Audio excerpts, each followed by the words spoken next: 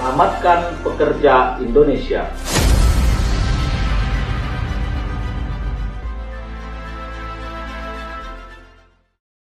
Assalamualaikum warahmatullahi wabarakatuh. Kawan-kawan mahasiswa, kawan-kawan pekerja, kawan-kawan serikat pekerja, hari ini kita berada di kantor DPRD Sumatera Utara yang hari ini diramaikan oleh kawan-kawan mahasiswa, baik dari elemen mahasiswa pergerakan mahasiswa Islam Indonesia, kemudian banyak lagi elemen-elemen mahasiswa yang berhadir. Kemudian juga hari ini wilayah kantor DPRD Sumatera Utara ini diramaikan dengan para pekerja dan para para serikat pekerja. Kesemuanya ini adalah merupakan panggilan moral yang datang dari darah demi kemaslahatan para pekerja, yang kesemuanya bertujuan untuk menyelamatkan pekerja Indonesia. Selanjutnya kawan-kawan, keramaian ini adalah keramaian moral.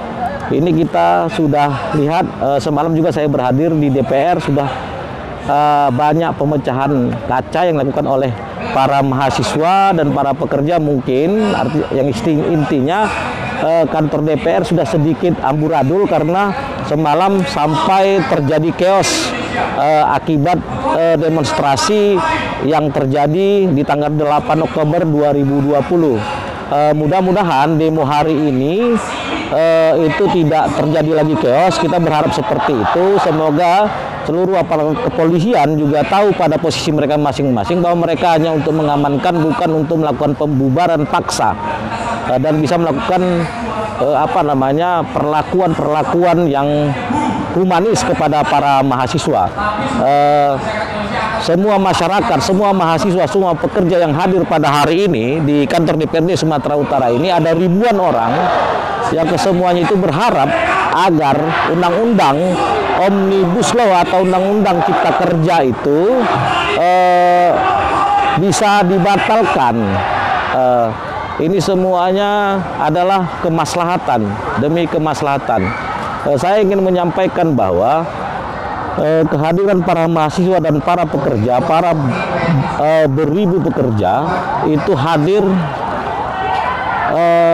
guna membatalkan atau guna mengajukan pembatalan terhadap rancangan terhadap undang-undang Cipta Kerja.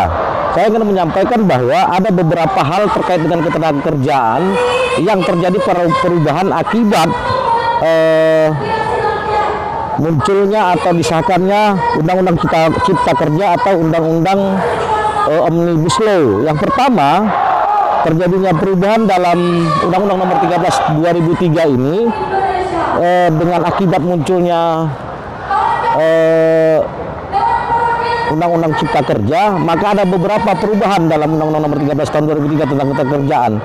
Yang pertama adalah adanya perubahan pada pasal 79 ayat 2 huruf B Undang-Undang Nomor 13 tahun 2003 yang menyebutkan bahwa istirahat mingguan 1 hari untuk 6 hari kerja dalam 1 hari dalam 1 minggu atau 2 hari.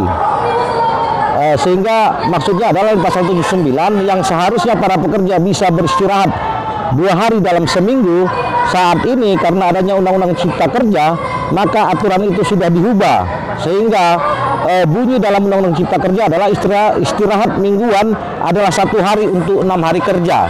Kesimpulannya dalam hal ini bahwa bahwa para pekerja akhirnya yang seharusnya mengikut pada Undang-Undang Nomor 13 tahun 2003 yang seharusnya bisa libur 2 hari dalam seminggu, akhirnya menjadi 1 hari dalam seminggu. Ini sangat merugikan para pekerja di Indonesia.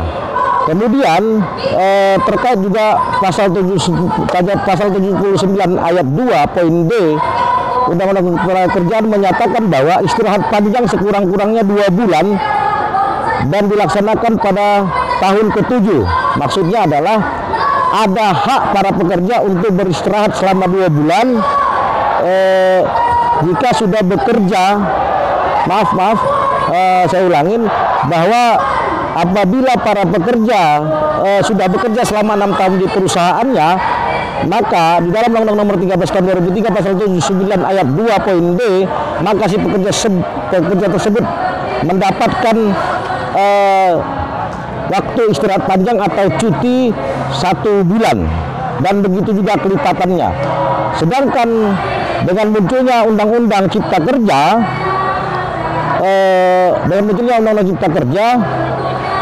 maka hal ini tidak muncul.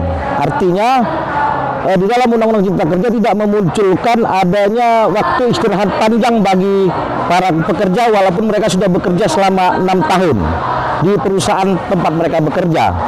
Selanjutnya yang kedua adalah perubahan yang terjadi akibat dari munculnya atau sahnya Undang-Undang Cipta Kerja itu adalah perubahan atau munculnya aturan tentang pengupahan. Apa itu? Di dalam Undang-Undang Cipta Kerja dikatakan bahwa adanya upah ditetapkan berdasarkan waktu kerja, yaitu hitungannya harian, mingguan atau bulanan. Sementara upah satuan hasil adalah upah yang ditetapkan berdasarkan hasil pekerjaan. Artinya pekerja akan diberikan upah sesuai dengan hasil pekerjaannya, tidak dihitung bulanan lagi. Jadi berapa hasil kerja dia, berapa keuntungan yang akan dia dapat, itulah yang kemungkinan akan menjadi upah bagi si pekerja tersebut. Selanjutnya terkait upah minimum. Di dalam Undang-Undang Cipta Kerja dikatakan bahwa upah minimum yang wajib dibayarkan oleh perusahaan terhadap pekerja yang selama ini berdasarkan upah minimum kabupaten kota sekarang sudah diubah oleh Undang-Undang Cipta Kerja dengan bahwa upah pekerja itu tergantung pada upah minimum provinsi. Ini juga sangat merugikan para pekerja. Kenapa sangat merugikan para pekerja? Karena kebiasaannya dan mayoritas upah minimum kabupaten kota itu sebenarnya lebih besar jumlahnya daripada upah minimum provinsi. Dalam hal pengupahan terkait masalah munculnya Undang-Undang Cipta Kerja ini, pekerja sangat dirugikan. Kenapa? Yang dulunya perusahaan wajib membayar upah pekerja itu di atas atau minimal berdasarkan UMK dari para UMK dari kabupaten kota, sekarang tidak ada lagi patokan bahwa pengusaha harus membayar upah pekerja sesuai dengan upah minimum kabupaten kota yang diterbitkan oleh pemerintah daerah masing-masing. Tetapi berdasarkan Undang-Undang Cipta Kerja ini, para pengusaha diuntungkan dan bisa sangat merugikan pekerja karena pengusaha hanya diwajibkan untuk membayar upah pekerjanya itu sesuai dengan upah minimum provinsi yang relatif lebih kecil dari upah minimum kabupaten kota yang selama ini diberlakukan bagi para perusahaan atau bagi para pengusaha untuk para pekerja. Kemudian terkait masalah pesangon ini juga di dalam Undang-Undang Cipta Kerja itu tidak ada pergantian uang, maksudnya tidak adanya uang penggantian hak. Sedangkan di dalam Undang-Undang Nomor 13 Tahun 2003 di Pasal 156 ayat 4 sudah diatur terkait masalah uang penggantian hak, dan ini hilang karena munculnya atau karena disahkannya Undang-Undang Cipta Kerja di tanggal 6 Oktober 2020 kemarin. Selanjutnya perubahan yang terjadi akibat munculnya atau disahkannya Undang-Undang Cipta Kerja atau Undang-Undang Omnibus Law terkait uang pesangon, di dalam Undang-Undang Nomor 13 Tahun 2003 Pasal 161 dikatakan bahwa dalam hal pekerja buruh melakukan pelanggaran ketentuan yang diatur dalam perjanjian kerja, peraturan perusahaan atau perjanjian kerja bersama, pengusaha dapat melakukan pemutusan hubungan kerja setelah kepada pekerja buruh diberikan surat peringatan pertama, peringatan kedua, dan peringatan ketiga secara berturut-turut.